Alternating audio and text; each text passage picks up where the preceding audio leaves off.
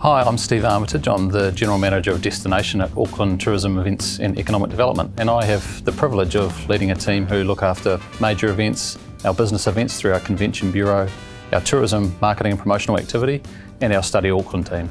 The Destination AKL 2025 strategy set a new path for where we wanted to take Auckland as a destination. We'd seen really good growth from Auckland becoming a globally recognised destination over the previous 10 years through the Auckland Visitor Plan. But we were starting to see that some of that growth was starting to impact on our local communities, and we really wanted to shift more towards a focus on destination management. One of the issues that we had when we were developing the Destination AKL 2025 strategy was that we had really strong visitation over the summer period and into the shoulder periods. But the winter season was really quite a struggle for us. Auckland didn't have a great standing and wasn't particularly well known as a winter destination. So one of the ways that we decided we could front into that was to look to create more opportunities and more incentives for people to come in over the winter months. And hence Elemental AKL was born.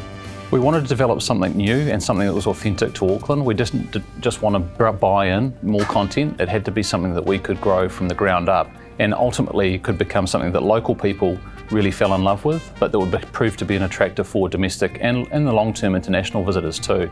So we undertook some market research to see where we felt there was a sweet spot, and perhaps unsurprisingly, when you think about Auckland being a home to many volcanoes and situated around 3 harbours, the elements came through really strongly as a core focus for us. So in year one, we stood up Elemental AKL, and have now started to see that become a pretty prominent brand across our event activity.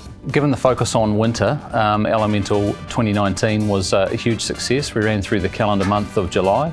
A slightly different model where we weren't just aggregating people into one space, it was a dispersed event, because we really wanted to make sure that we were providing benefits back to the wider region. So around 50 events delivered in 2019, food, culture and arts being most prominent of them, and had huge feedback, really strong buy-in from Auckland communities. Elemental will be a little bit different in 2020. For a start, it's in October rather than July because of the COVID impacts. All of the events within Elemental AKL I think have got huge appeal. There's a lot for family as well as for people who are looking for a great food experience, and that's probably the area that I'm most excited about. I think the food offering this year is really exciting. So there's Auckland Food Story with Ben Bailey, which having had the privilege of going to Ahi for a meal, but to see Ben talk about the story behind the food, it's quite a unique experience and really enriches the quality of what you're actually enjoying on the plate. And I also think we've got one of Auckland's best storytellers, Rewi Spraggan, who's got an experience at Otara Market,